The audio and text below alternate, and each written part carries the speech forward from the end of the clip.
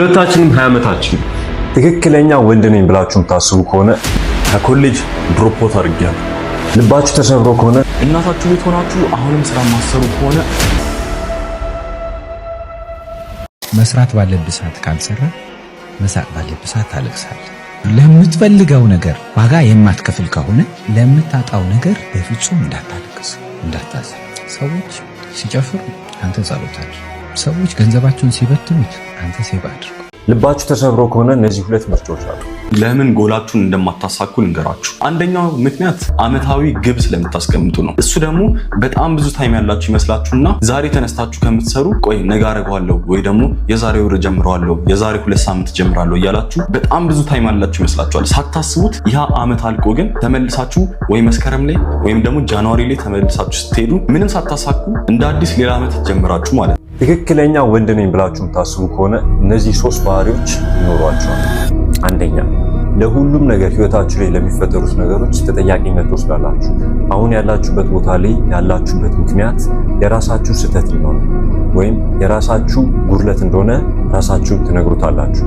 ማለትም አሁን ላይ ራሳችሁ ማትወዱት ከሆነ ራሳችሁ ማታከብሩት ከሆነ እናንተ የምታደርጉት ልማዶች እዛ እንዳደረሷችሁ ነው የምታስቡት። እናም ለነሱ ነገሮች መፍትሄ ለመስጠት ነው የምታስቡት እንጂ እኔ ቤተሰቦቼ ናቸው እንደዚህ እንደሆነ ያደረጉ፣ እኔ ጓደኞቼ ናቸው እንደዚህ እንደሆነ ያደረጉ፣ በእንደዚህ ምክንያት ነው እንደዚህ የሆንኩት ብላችሁ ራሳችሁን አትነግሩት።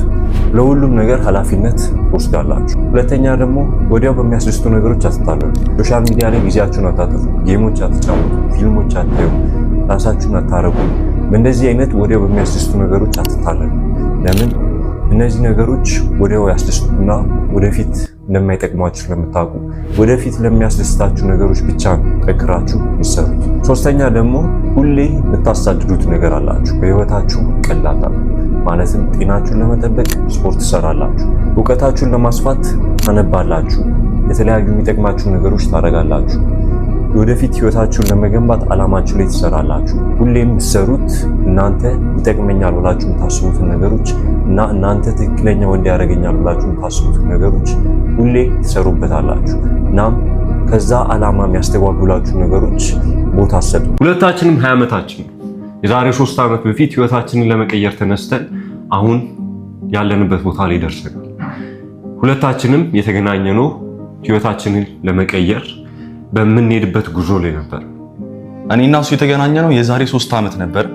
ሁለታችንም ራሳችንን በማሳደግ ጉዞ ላይ የነበረን ጂም ውስጥ ነበር የተገናኘነው።